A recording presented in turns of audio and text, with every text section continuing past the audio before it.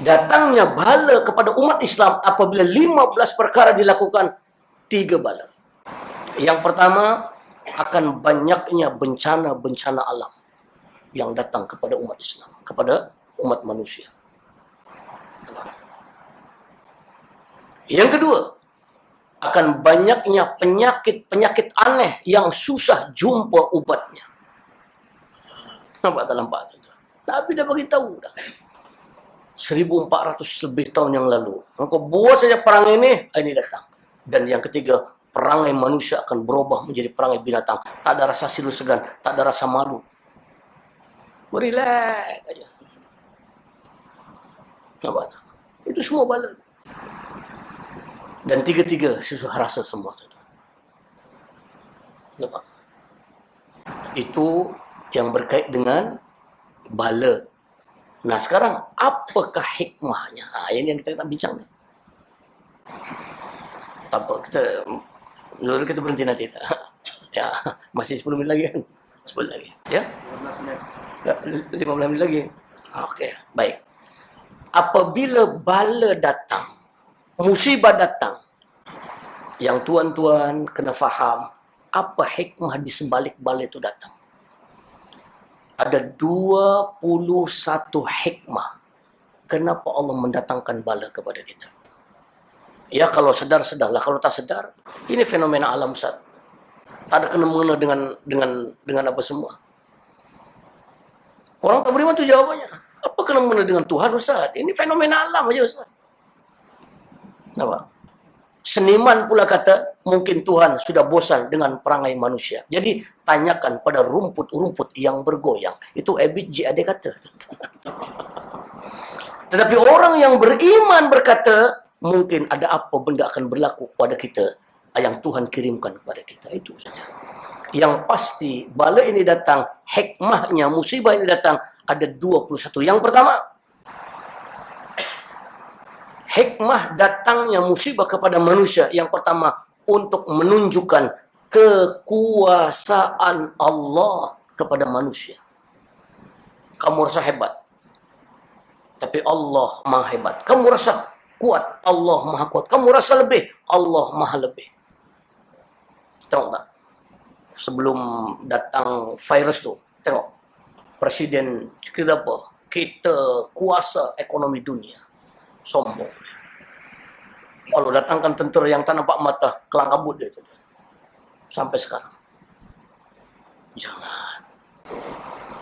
Tuh. Allah menimpakan musibah kepada manusia untuk menunjukkan yang Allah maha berkuasa dari apa yang kamu sekarang tengah kuasa. Tu'til mulka man tasa wa tanzi'ul mulka mimman tasa. Allah beri kuasa pada siapa yang dikehendaki dan Allah akan ambil balik kuasa pada siapa yang dikehendaki. Masa kita, tuan-tuan, kalau tengah ada kuasa dan tengah berkuasa, sedar-sedarlah. Mungkin musibah akan datang kepada kita dikarenakan kita rasa kita ni boleh buat apa yang kita boleh buat. Allah menimpakan musibah kepada kita untuk menunjukkan kekuasaan Allah kepada hambanya. Kamu kuasa Allah, maha lebih berkuasa. Baik, itu yang pertama. Yang kedua, Allah menimpakan musibah. Yang kedua, hikmah kedua adalah untuk menunjukkan lemah dan hinanya manusia di mata Allah. Yang pertama, Allah maha berkuasa. Yang kedua, kita ni hina, kita ni lemah di mata Allah. Apa sih kita nak bangga-bangga tu? Yang pertama tadi, dalilnya, kalau tuan nak sebut dalilnya, silakan tuan buka di dalam surah Ar-Ra'd ayat 11.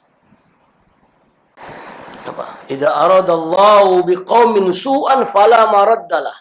Apabila Allah nak menghendaki kesusahan kepada kaumnya, kepada hambanya takkan boleh buat apa, tuan-tuan. Apa? Cina bangga dengan teknologi yang ada. Allah kirim virus. Yes. Tak boleh nak apa, tuan-tuan. Apa? Yang kedua tadi, ya, Allah menimpakan musibah untuk menunjukkan hinanya, rendahnya kita di mata Allah. Dalilnya di dalam Al-Quran, ya, dalam surah Al-Baqarah 156.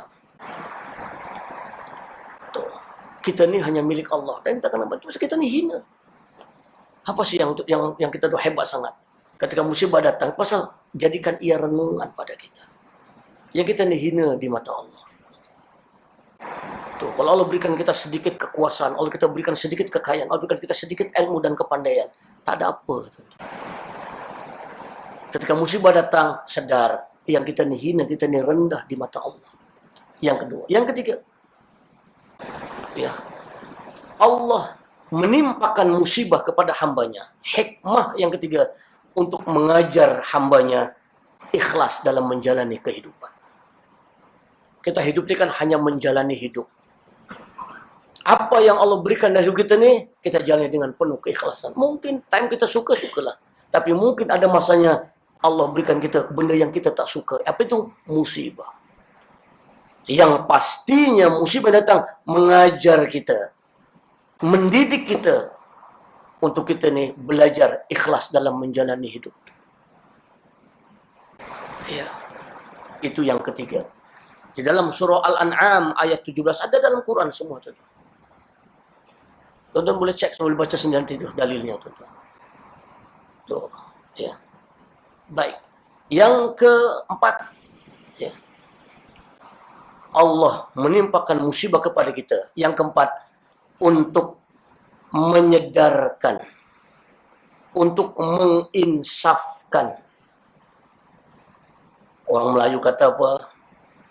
Kita ni kan bila dah terantuk, betul, pepatah itu. Musibah datang untuk menyedarkan, untuk menginsafkan manusia. Dan mungkin kita ni tak sedar. Dah kena baru sedar. Itu pasal pepatah Melayu kata apa? Bila dah terantuk, baru, betul. Dah terantuk, barulah nak mengadu. Tengadah pula, mengadu. Ya. Kadang-kadang musibah datang untuk menyedarkan, menginsafkan kita.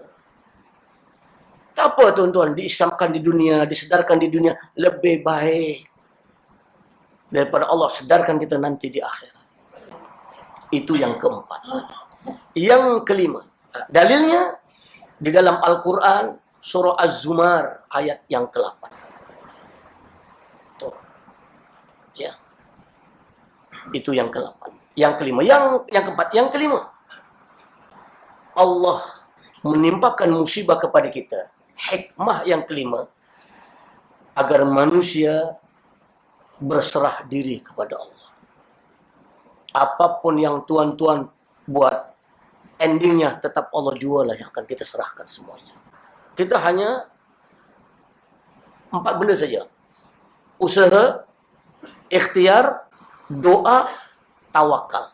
Tawakal inilah. Kenapa Allah menimpakan musibah? Untuk kita serahkan balik. Allah saya dah buat dah. Tapi mungkin apa yang saya buat tak dapat. Engkau sajalah yang layak diserahkan apa yang ada sekarang ni. Tuh. Tengok. Cina berlaku. Kalau tak silap lah, tak tahu lah video tu betul tak betul. So, kadang-kadang kita lalas minta tolong buat sembahyang hajat. Datang ke Pak Imam tu.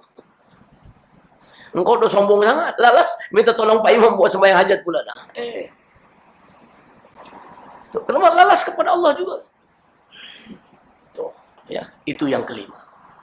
Yang keenam, ya, dalilnya di dalam surah Al-Isra pada ayat 67.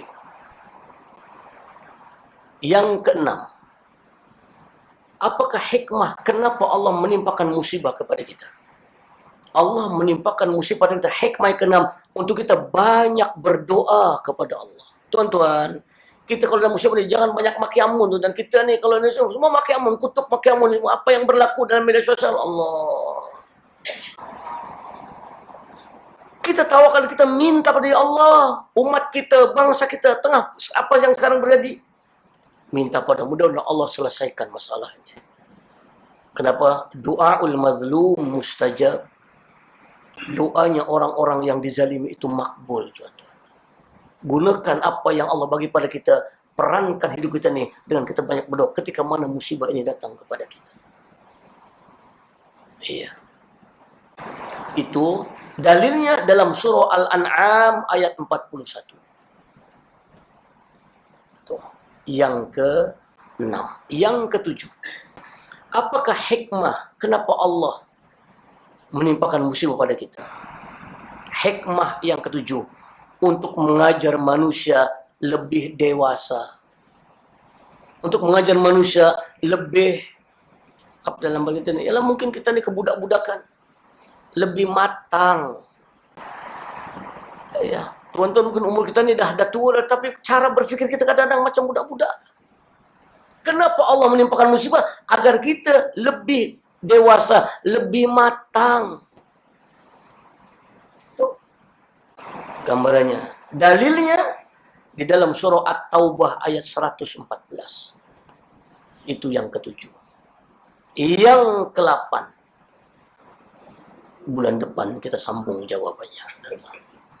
So ada 12 lagi. Ada 13 lagi yang belum Allah sebut. Ya. Ada 13 lagi untuk pengumuman. Ya. So itu sajalah. So, tolong ingatkan. Ya. Ada hikmah kenapa Allah menimpakan musibah kepada kita. Bukan menyalahkan, bukan nak menghukum, bukan nak menuduh sesiapa, tapi jom kita sedar sama-sama.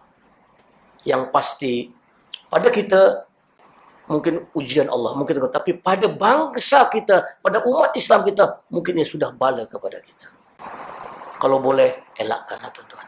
Dan kita berperan dalam kehidupan kita ni untuk mengelakkan bala Allah dalam diri kita. InsyaAllah.